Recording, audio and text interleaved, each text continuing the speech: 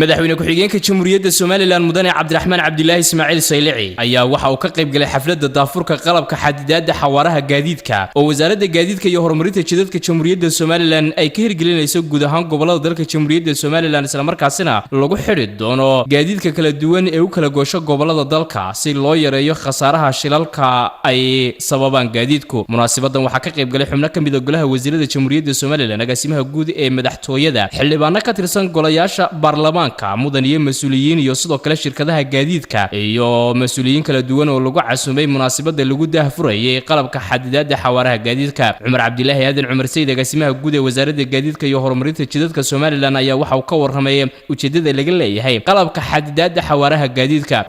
wasaaradda mandatekeeda sida uu sheegayo xeer nidaamyada madaxweynaha xeer nidaamyo 01/2018 mas'uuliyaddeeda koowaad waxa weeye in la helo gaadiid rakaabka iyo badeecadaha u kala qaada gobolada dalka oo nabdoon oo bad qaba. arrinta wasaaraddu iyadoo ka duuleysa isla markaana maanka ku haysa shilalkii badnaa ee waddankeena ka dhacay, dhimashooyinkii faraha badnaa iyo dhibaatooyinkii waddankeena soo gaadhay, waxaanu wasaarad ahaan hindisnay in la helo qalab lagu xadido xawaaraha gaadiidka. geesta kale halkaasi waxaa ka hadlay mas'uuliyiin ay ka mid ahaayeen taliyaha aagga bari ee ciidanka nabadgelyada wadooyinka Soomaaliland Dhamme Sugulle Marwe Yusur Abraara Khadar Baarud gudoomiye ku-xigeenka gobolka Murudajeex xildhibaan Dayib Xasan oo ka mid ah mudanayaasha golaha guurtida Cabdiwaaxid Cabdiqaadir Cabdiraxmaan la taliyaha madaxweynaha arrimaha bulshada iyo xildhibaan Obama iyo agaasimaha guud ee wasaaradda madaxtooyada Jamhuuriyadda Soomaaliland. Kaasi waxaa ka hadlay wasaaradaha ciyaaraha iyo maaliyadda iyagoo oo wasaaradda gaadiidka Jamhuuriyadda Soomaaliland ku bogaadiyay hawshan ay qabatay. in la hoojiyo taraafikada qolkaas waa qol farin boortana suuqa inta sida gaariga loo dhigo wadada baa ka dhaqan markay yiraahdaan iyagoo lala murmaayo lala dagaalamayo baad ugu tegaysa. taas waa macquul maaha. qalabkan halkan maanta lagu daahfuraayo ee xadidaya xawaaraha baabuurku wuxuu ka mid yahay waxyaabaha loo baahan yahay inaan kaga hortagno xawaarahan faraha badan ee dadka leenaaya. Cabdilaahi Abubakar Cismaan wasiirka wasaaradda gaadiidka iyo horumarinta jidadka Soomaaliland ayaa isaguna halkaasi ka sharaxay qalabkan iyo sidoo kale ujeedada ay wasaaraddu ka leedahay. ujeedadan maanta isugu nimid waxa weeyaan wada daafurka qalabka xadidaadda xawaaraha ee gaadiidka. waxaan hore loo sheegay agaasimaha guudna uu sheegay daraasaddaanu samaynay 2018kii 3 factor ama 3 sababood baa ugu badnaa waxaan islahayn shilalkay keenayaan. kow waxa ka ahaa waa darawalka gaadiidka iyo wadooyinka. waxaanu noqon doonaa dalkii labaad ee bariga Afrika ee hawshan ku hirgasho. waxaa nasiib wanaag inoo ah maanta inaga Soomaaliland Ethiopia oo ogtihiin inuu yahay wadamada ugu horumarsan ama ugu population-ka badan leh bariga Afrika.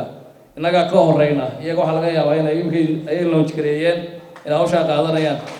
waxaan markaa inoo sharafay inaan maanta nahay dalka labaad ee bariga Afrika ee hawshan ka hirgasho. runtii aad iyo aad baan ugu mahadnaqaynaa kamaniga naga saacidaya hawshan inay hirgasho. qabka dadweynaheena waxaan ka codsanayaa dhammaan mulkiilayaasha gaadiidka waxaad haysataan muddo 3 bilood ah. 3 bilood ee haysataan waxaad u baahan tihiin inay license-kiina gaari kasta oo imika la siinayo systemkan waxa waajiba darawalkiisa inuu sito license-kuna ma aha license-kii hore waa license-ka cusub. gaar ahaan waxaan u mahadnaqayaa Ibrahim Dubad shirkadda GTS iyo shirkadda Infinity oo hawshan qayb ka ah. mudane Cabdiraxmaan Cabdilaahi Ismaaciil Saylici madaxweyne ku-xigeenka Jamhuuriyadda Soomaaliland ayaa halkaasi isaguna ka hadlay isla markaasina ka warramay hawshan iyo ahmiyadda ay qaranka u leedahay. ujeedada ugu weyn ee waxaasoo dhan loo soo isku timid ay tahay nabadgelyada ama badqabka bini'aadanka la qaadayo.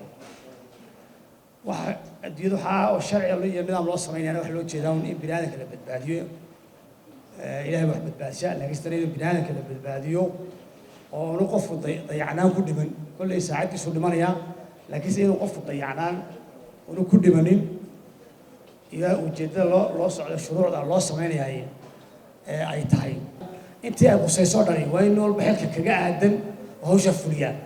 haddaynaan hawsha wada jiru fulin oo walba xilka inta kaga aadan uu fulin waxaan ka sheekayna noqon hadal la yiri oo meesha aynu isku nimidnay waxa muhiimadeenu tahay maanta inaan xilka wada qaadno oo dadkuna u diyaar garoobaan hadday tahay dadweynaha gaadiidka leh hadday tahay dawladda hadday tahay inteena fulinaysa xukuumadda inaan u wada diyaar garoono mas'uuliyadda wadareed oo aysan u wada badbaadin lahayn dadkeena maanta loo adeegno iyo mas'uuliyadda shacabkeena waxaan ku badbaadinaynaa mas'uuliyadda wadareed ku badbaadinaa marka waxaan ku baaqayaa dadweynaha inay waxa wasaaraddu soo jeedisay ama soo diyaarisay in aqbalaan gabagabadii halkaasi waxaa shahaadooyin lagu guddoonsiiyey la taliyaha madaxweynaha ee arrimaha tiknoolajiyadda iyo sidoo kale mas-uuliyiinta shirkadda GTS oo abaalmarin la guddoonsiiyey iyadoo ay ku mutaysteen hanaanka ay ula shaqeeyeen wasaaradda waxaa halkaasi lagu tijaabiyey qalabka xawaaraha xadidaadda gaadiidka qaar ka mid ah